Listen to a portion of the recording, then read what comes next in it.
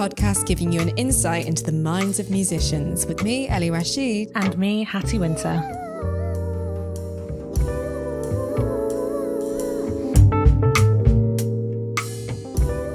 So this week we are moving away from music and talking about poetry and playwriting with the one and only Lyds. Lyds' work focuses on deconstructing the human condition through the prisms of Black womanhood, music, the erotic, spirituality, and radical tenderness. Lyds is a super active part of the writing world, which I'm sure you'll hear throughout the episode. She co-facilitates PRISM WRITERS, which is a Black women's writer group at Southbank Centre.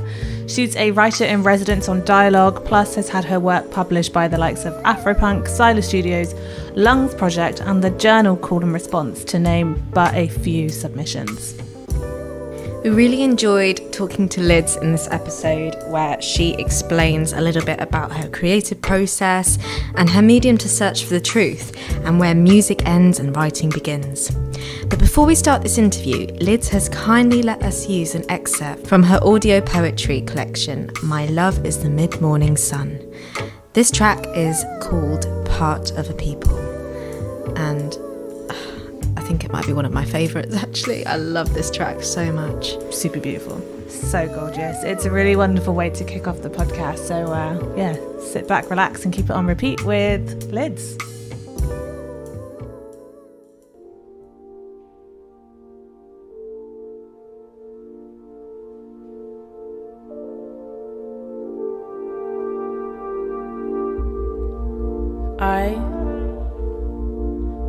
I'm part of a people whose very presence is perceived as black as the skin they wear. My skin is synonymous with survival and strength, labor and fantasy, as ghostly and subhuman. I hold rocks and oceans in my stomach and equate their density for my identity. I must hide my heart in my sleeve. I am erased and positive, depleted and cheerful. I do not have the luxury of mediocrity or the freedom to exist of myself solely for myself. I cannot be invisible, for invisibility means death, and if I am breathing, I must not die. When I am visible, I am too blinding, holding my breath, and they want me dead. I must fly too close to the sun or sink 6 feet. I have no middle ground. I am part of a people whose very presence is perceived as black as the skin they wear. The best way to remember, because I write script, I've been writing scripts, play scripts as well, that I want to be put on. And when I perform my own poetry, is if you kind of live in the line. I know that might sound really all over the way, but like if you can emote the line, like you can almost feel what the line means, then it kind of is easier to remember. If that makes sense. Maybe, I don't know, maybe that's just me, but I found that to be the easiest. Do you perform your poetry with books? With your notes? I do now. When I first started, which was at uni, I didn't. So for my Albany show, I had one piece that had a book and the rest was not with the book. And in that moment, that's when I felt like I was really embodying the words. And it was almost as if I was the person who had maybe written them toward, or the people or whatever. Like I was really within it and I was speaking to them directly, and feeling every emotion behind each word and remembering why I chose every word. But also as a writer, maybe it's easier because I actually wrote those words. I think if there's somebody else's, it might be harder to have that relationship with the words. But I found that that's what helped me remember it. It was like, I know the journey I'm going on and I've practiced this enough. And also I know the journey that I'm on where I can feel myself moving through it. Yeah, I was going to say, because also then it is your journey rather than someone else's that you're trying to find your journey in. if you say that you've learnt it and you wrote it and you know every single like intricacy of the line, like how do you manage to keep that fresh? Does it ever get to a point where it's stale, or do you ever get to a point where you're acting certain bits of the emotion? I think I don't perform. There's one particular poem I'm thinking about. I don't think I perform it enough for it to have gotten stale yet. I'm still very much in the infancy of my career, very much so. But also I like feeling things, to be honest. Maybe that's, it could just be that I like feeling emotions. And so I like revisiting emotions. And it's nicer because I'm not in it every day. Like, it's not raw, it doesn't pain me, but I enjoy feeling it. And so I guess I'm just, it's just fun to be in emotion, you know. I've heard that some of the best art that is made is when you're sort of detached from a situation that you've been in sometimes. But do you ever write when you're really feeling pain, or do you write away from it? That's quite a personal, deep question. It's a good one though. I think of Amy Winehouse and how she was detached enough to be able to write it, or maybe not detached enough, talented enough to be able to articulate it in a way that was just heart-wrenching. But like when I listen to Back to Black, you can tell she was really in it when she was writing it, and that's what you feel every time you hear it. However, the downside to that is, you know, unfortunate her, you know, she felt it so much and was in it so much and wouldn't let herself heal from it. You know, she ended up how she ended up and was using things to cope with all those emotions. So I think in terms of health, in terms of your health and your mental health, yeah, definitely it's better to be detached. But there's nothing like being able to articulate a feeling that you're in and being able to then return back to it every time you know, go back to that piece or perform that piece. It's just like this moment of such truth, I guess. Do you get like, do you feel like there's catharsis in it? Yeah, absolutely. Absolutely. But it can be a lot. And I think it's learning the balance as well, so that it doesn't, I don't know, it doesn't harm you, you know? I don't know if I do not know if I'm being clear. Definitely. Is there still in like the performance side or in like the actual side before you even get to that point? Do you know what I mean? Yeah, I think in the performance, it's better to be detached. So I can give an example. In first year, I did popular music at Goldsmiths, and in our first year we had an assessment where we had to cover a song, and in that song it was about it was this J. Cole song, and he'd written it about when Mike Brown had been shot, like from that perspective. So because it was about something like that, I wanted to feel it so much. I wouldn't talk to anyone. I kind of secluded myself from everyone. I was just in this really darkish space. It wasn't too bad, but in this space. So when I went to perform it, I was so emotional I could barely get the words out without my voice cracking all over the place. And so then I was really self-conscious about how I was sounding. So it was just all over, and I had a horrible kind of experience up there. And then I was bursting into tears, bawling for hours afterwards. And I was like, okay, I don't want to do that again. So yeah, being detached enough so that when you go up there and perform, you can actually perform, but being in it enough so that you're feeling it, you know. Yeah. Because if you feel it, then I guess it has that effect it bounces off the audience, right? Yeah. And it makes it more authentic. Yeah, definitely. I'm really interested when you speak and you're so honest, and it feels like it's not easy for everyone to just express themselves really freely. So I'm just interested in you, and have you always been like that, and have you been encouraged to kind of speak freely, or is it something that you figured out for yourself that was good for you? Or I'm just interested, like, from just the perspective of you, really, as a person. That's a really interesting question. I think inherently, I don't get embarrassed that easily. That's great. That's such a good thing. Oh my gosh. And I yeah, I like, in fact, my singing teacher from Goldsmiths called me like a truth merchant. And at the time, I was like, that's a really big thing to say. But I've been thinking about it a lot since then. I think the truth has always been something I've always chased. I grew up in a very religious family. And I think the reason why I held on to it in comparison to my siblings who didn't, and who were a bit more detached from it, whereas me, I threw my whole self into it, is because at the time I believed it to be the truth. And I'm always searching for the truth. I think that's just who I am. And so when particularly with writing, I think when I found something where I feel like I could tell the truth, my truth anyway, I've just kind of just run with it. And I think that's been my whole life up to finding writing or finding poetry was what is the way that I tell the truth or tell my truth. Because going around just talking isn't it. And I thought it was music, but actually when I started writing, I was like, no, this is me. Like, this is my voice, finally. This is the truth coming out through me. And that's why it keeps me going, really. Because, like, no one's buying books. Well, no, that's not true.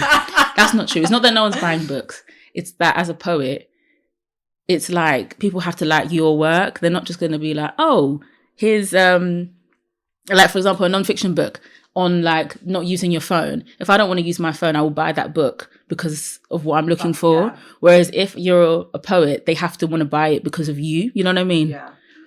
Yeah, poetry is already a bit divisive. Yes. And there's so many different forms of it that it's not like it can be a bit intimidating to some people as well. So it's like wanting to write for a living is already a little bit like, but it keeps me going.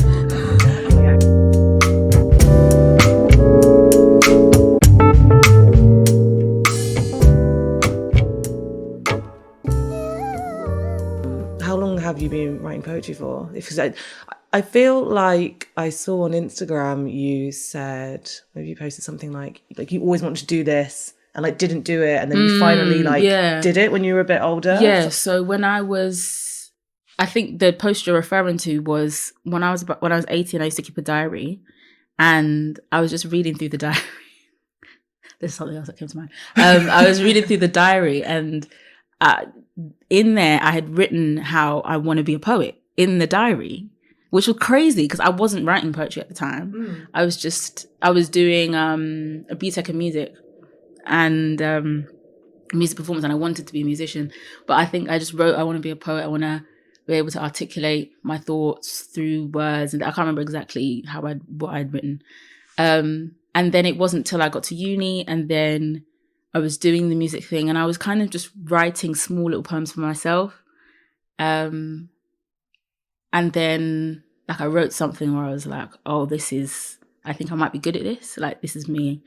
But I guess I've always been writing without knowing it, and not super intentionally. I think I do it quite intentionally now, but back then not so much.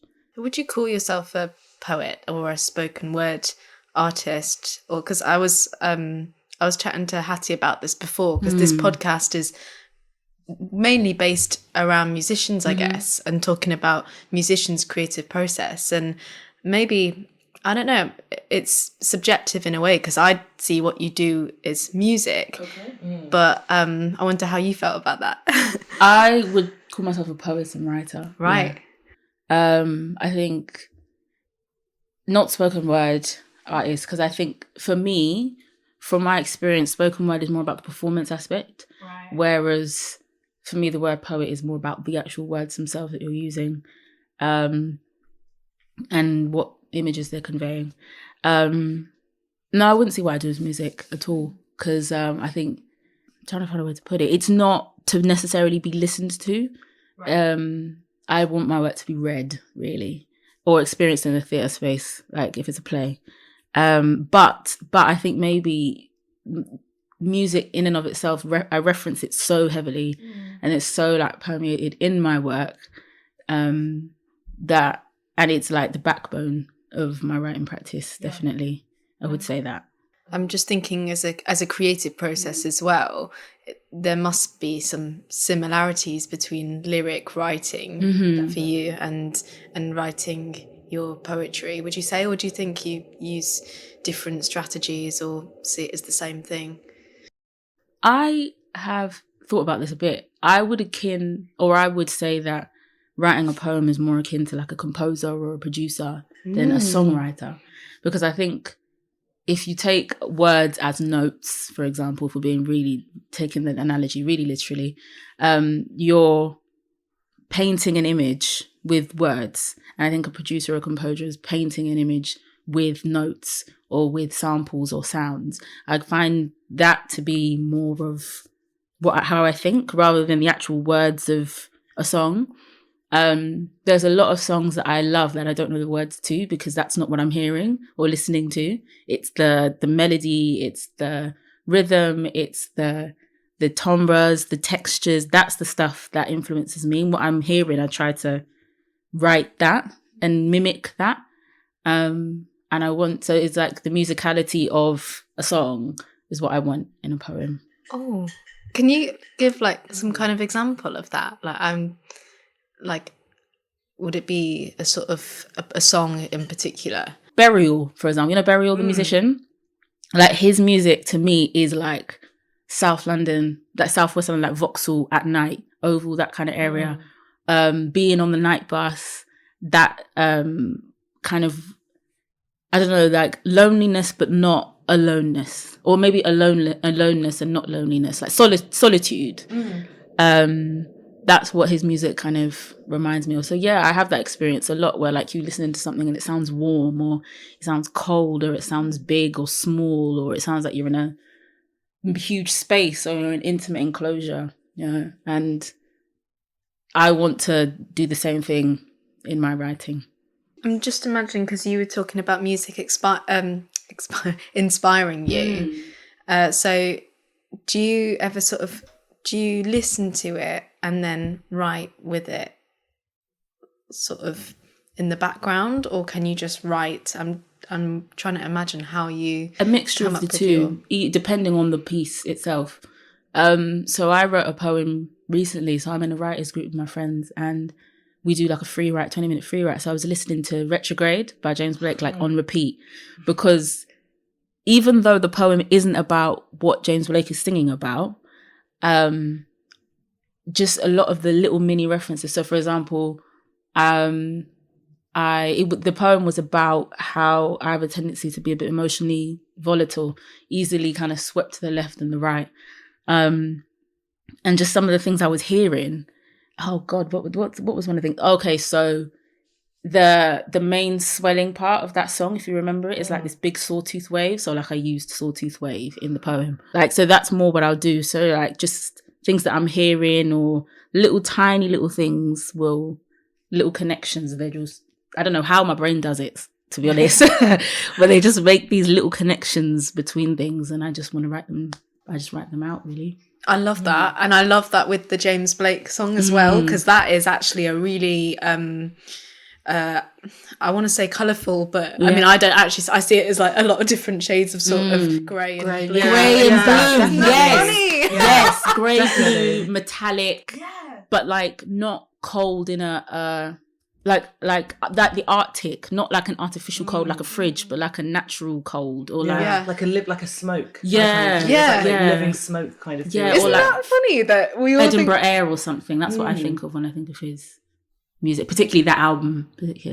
I always find it mad when everyone says the same colour for something. But then I think that means that artist's intention was so clear and they did all that they could to get that across. Do you know what I mean? Like that was something in my undergrad that was really drummed into me and that I really, really learned was about intention and wanting to get a point across, so that if everyone's kind of hearing a similar thing or feeling a similar thing, then maybe that's what you wanted to say. Yeah, I guess it's like, like stripping away the ambiguity, having a focus, having a point. Yeah, being clear. Yeah, exactly.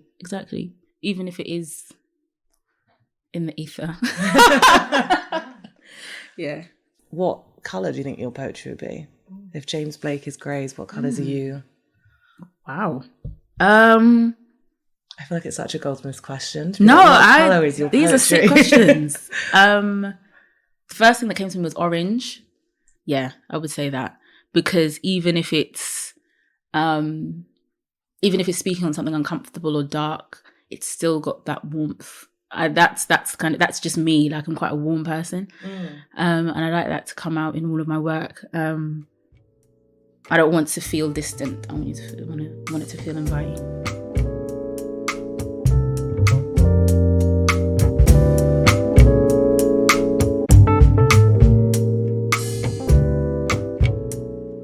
So you're starting to write plays and sort of screenwriting.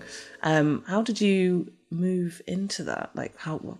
So I started. In fact, this is another thing. So when I was about 14, I'd written a play for drama. It wasn't very good, but I'd written something. I really enjoyed the process of it. And then I remember saying, I want to be a playwright, and then never doing anything with it. And then I started working, I started working at the Lacuna Theatre the end of 2018. And that was in the second year of my Masters of Black British Writing. And in that, we studied a lot of plays. And I grew up going to the West End and stuff. And being at the Lacuna, being around theatre people, and seeing a lot of shows. Obviously, you see shows all the time when you're an usher there. And I think that I just started having these stories and these narratives and these characters that were just kind of just sitting there, like, on me, like, just waiting to have a story be told. And I find that plays are really alive and immediate and urgent in a way that, in a way that I like. And I like that you can have a character, but it's performed rather than just being read, if that makes sense. So yeah, it's just kind of came out of nowhere, really. Yeah, but as you said, they're all linked. Yes, it's like a cousin to poetry. Yeah, yeah. It's a nice way. Definitely. Yeah, definitely. How do you approach writing a play as opposed to writing a poem? It's because like you're almost reliving the moment, I suppose, in poetry and putting it into a way to be performed. It's how do you approach the differences? Because it's so new, I'm learning what the differences are at the moment. There's not, in terms of the language, I keep it the same. I love language and metaphor and figures and in imagery and all of those things, and I still keep that in my playwriting process. But I am planning on doing a couple just like courses or things with playwriting just to broaden, because at the moment I'm seeing it more from a poetry perspective, but there's so much that theatre can do as well. But I also just think it's about narrative. That's the main difference. With a poems don't need narrative. You could literally take a little glue dot, like a tiny little dot on your hand, and you could write an epic poem about it that's 500 pages just on the one blue dot. Whereas a play is a story and a narrative and a structure with characters that go on a journey. And I think that's the main difference I have to be in. And I suppose also those characters each go on a journey. Well, my play is a one-woman show from one person's perspective, but she has characters speak to her, even though she plays all of the characters, but it's from one mind perspective, if that makes sense. I think that's, I haven't done that yet. That would be the new challenge when I have multiple voices and multiple perspectives. But I'm looking forward to multiple motives. Yeah, absolutely. Is that something you'd perform as well if it's one? No. So, I am not an actor. How interesting. No. So how would you go about finding the right person? Audition, mate. Yeah. But what would you be looking for? That's a good question. I'm looking for someone who is articulate and can get words around their mouth quite easily, and also someone who is earnest and isn't afraid of feeling and feeling openly. I don't want someone who keeps all of their feelings in and doesn't show them on their face. Most of the things, because I think, like you were saying about honest, my characters are very honest as well. That part of me does come out in my characters that I write. So I would want an actor who is willing to be honest on the stage. I feel like to find that this is such an interesting question about truths and performance and that line between like art and reality in a way, because I feel like to find that you would have to have a performer who is maybe sure of themselves or three-dimensional as a person, away from any character that they're playing in order to embody what they're trying to portray. I feel like maybe to get there, like say if you were to have an audition, I guess you'd try and just have a normal conversation maybe to find out their truth. I don't know, like but I feel like someone like you would be able to work that out because you're so honest and truthful and quite intuitive also. Intuitive. Reading energy, I'm quite good at that. I think, and I'm also willing to, I don't mind things taking time as well. That's nice. I'd rather something take ages, get it right, than okay, I want to write a play and I want to put it on and blah, blah, blah, blah, blah, and it's not quite what I wanted it to be. I'm okay being patient in my work, absolutely.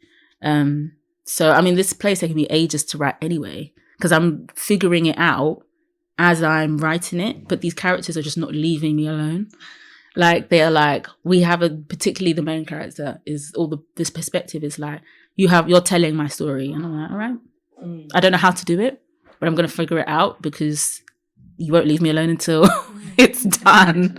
Just parts of their lives that don't even get written down. Like I know about upbringing, their parents, how their parents met, where their parents were born, and this stuff that isn't going to be in the narrative.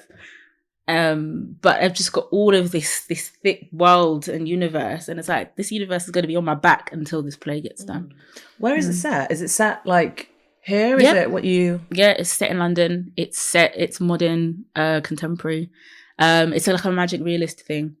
So, but I love doing that. Also realist, but I love doing that when it's set in like really modern. I don't know, not modern, but like in just normal life, like reality. Yeah, reality. That's it. Because I think when it's fantasy, you suspend, you can suspend belief and you can go there. But I think when you're in reality and then something kind of like surreal or magical or kind of, I don't know, abstract happens, it takes you by surprise, and that's what I want to do to the audience. Definitely. Have you ever seen Atlanta? Yes. That kind of thing. Because I always think of that as being very like... Yes. Very much like rooted in reality, but it's so surreal and like you just... Absolutely. We were talking about Toni Morrison. I don't know if you were recording when we mentioned Toni Morrison, but we were speaking about her, and she does that. You know, like ghosts will be popping up and, you know, and just the strangest thing. Or like, so in... God Help the Child, the main character starts turning back into a child, but it's just whatever, like it's just normal, like a normal thing. But when you're reading it, you're like, wait, what's going on here? Yeah, and I love that.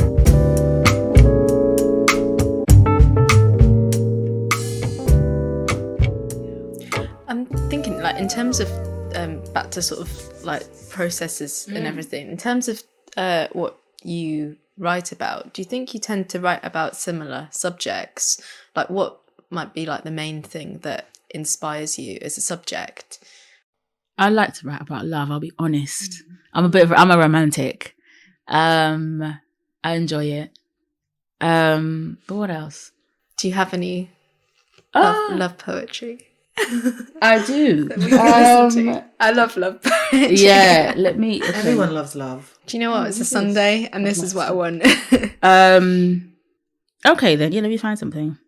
You sounded like sorry that it's about love, and I was like, I actually think that's like the only thing that binds us as humans. I'm glad you just think wants that. to be loved. Everyone just wants to be loved, though. There's a lot of different types of love, though. I guess like when you say that, I immediately think of romantic love, but actually, like, I've been thinking more about family love and stuff. Like I think that's why when you said you sound a little bit, I think it's because I write about romantic love quite a bit, and I want to. That's still. Yeah, it's valid. It is valid. It's but, so relatable to everyone. Yeah. I do like romance. I won't lie. I do. I like, what else do I write about? I write a lot about emotion. And I write about delineation, making sense of things. I think that's what I would say if there's a theme to what my writing is about, is making sense. Whether it's of my childhood and things, whether it's about things I've believed and don't believe anymore, which is a big theme. whether it's how I'm feeling in a moment, why I feel that way, patterns in my life and what the patterns are, how someone's relating to me. I've written about people before in their relation to me, my relation to them. I think, that it's that making sense of life, figuring out the truth of something, if the truth exists. But I think that's what and through these different prisms, sensuality, music references, Black women references, I would say that.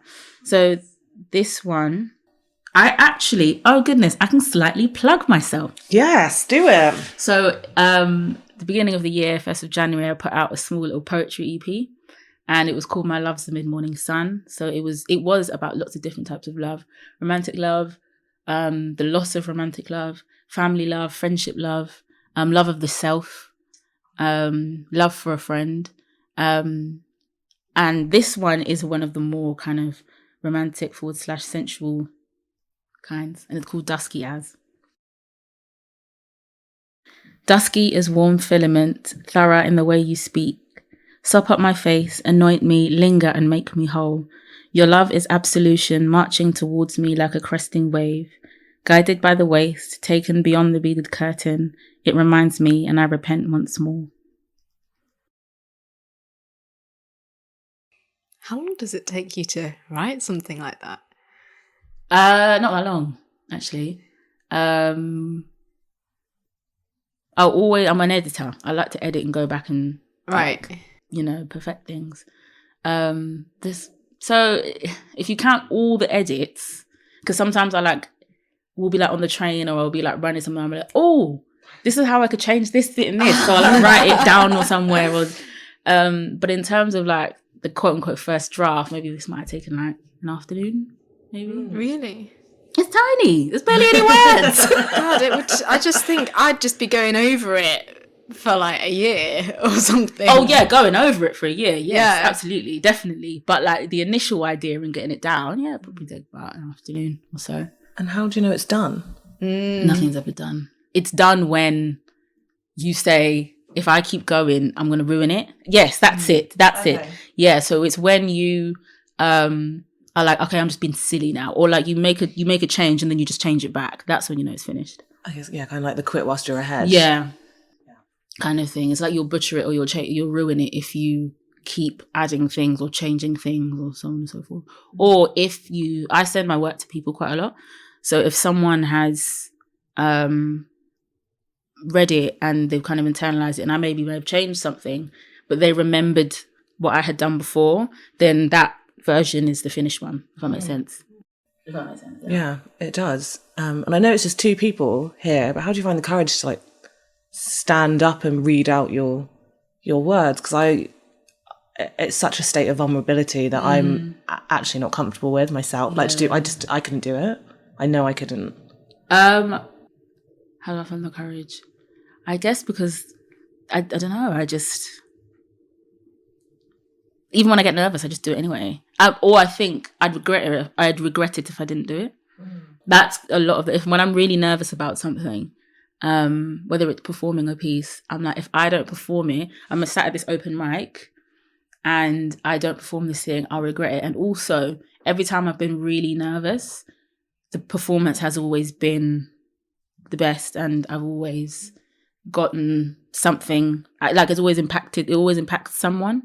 So I'm like, okay, if I'm not nervous, then probably I shouldn't do it. But if I'm really nervous about it, then I should do it. And it usually, something great happens afterwards. Yeah. What do you feel afterwards when you've read something out and you're really nervous about it, and it's a relief, or do you get an endorphin kick?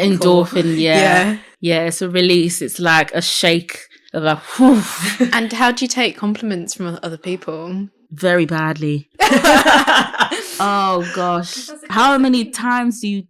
Sometimes I don't know what to do. I'm just like, thank you, and then they want to chat, and I'm like, this is a lot. I'm overwhelmed. In fact, I was at a poetry night, And the guy who introduced me is a friend of mine. And the introduction, he was like, she has this amazing online presence and she's put this thing out on Bandcamp and and I'm like, what do you want me to do now? Like, what if I'm shit? What if everyone's like, you bigged up this girl, now she's shit. Like, I can't handle it.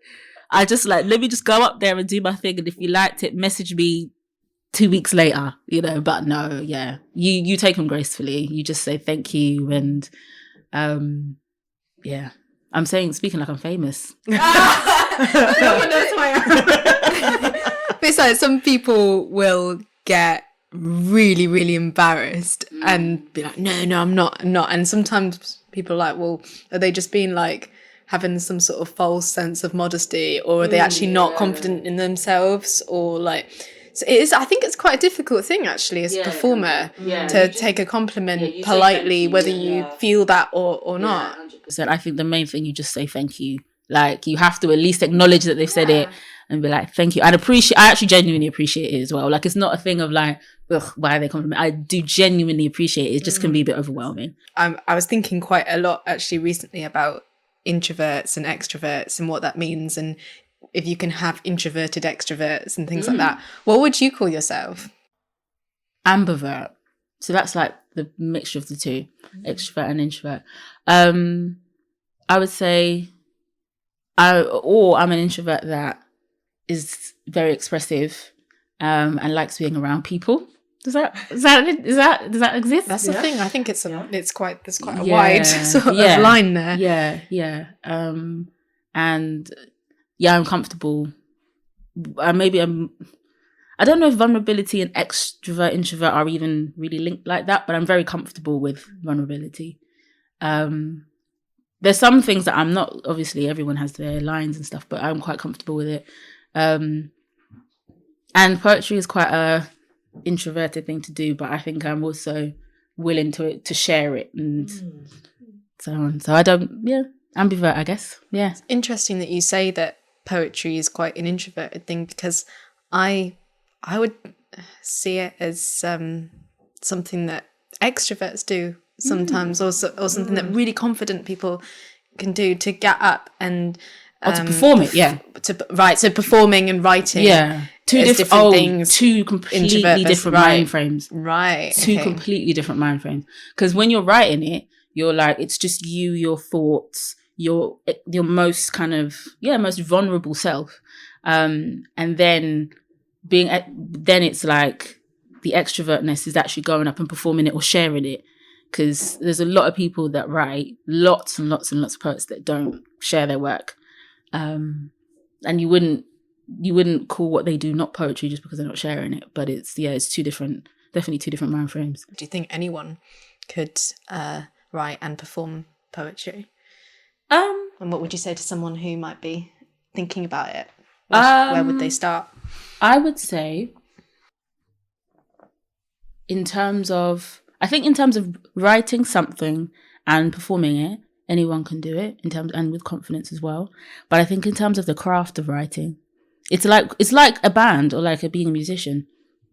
Anyone can pick up a guitar and go up on a stage and perform it, but then there's a craftsmanship or musicianship, and I think so. If anyone was interested in writing, one, obviously, like, get comfortable with your emotions, and if that's what you want to write about, because maybe you don't, but if you did, get comfortable with your emotions, and learn how to make sense of them, and then read a lot, because then the more you read, and also just like soak in words, because words aren't just in books, they're everywhere.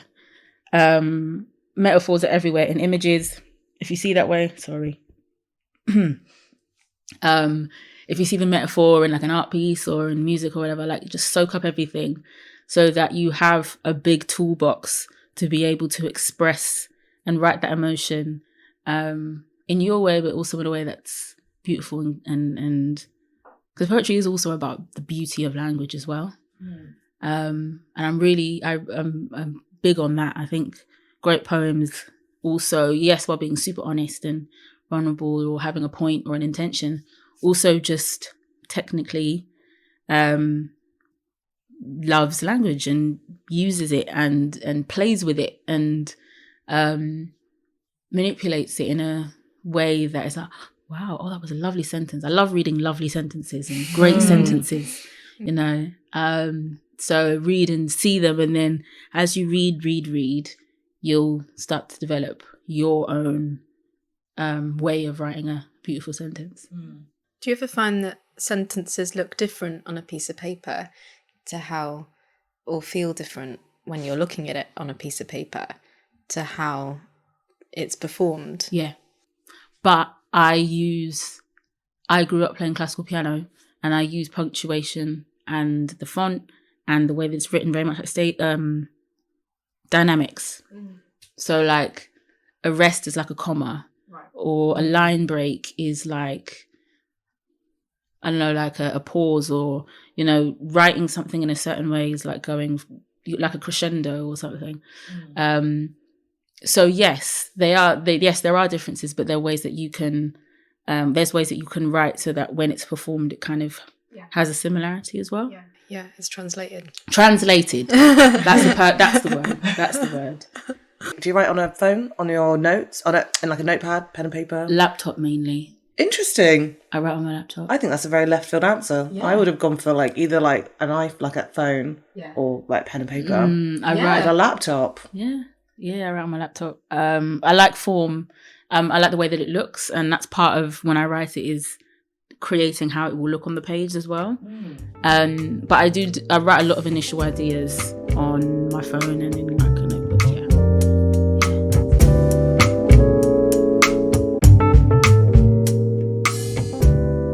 What's next for you? What do you hope is next? What would be amazing is to put out some books, have some plays produced, and to just be doing that for a living. That's the blessing. That would be the blessing, the dream.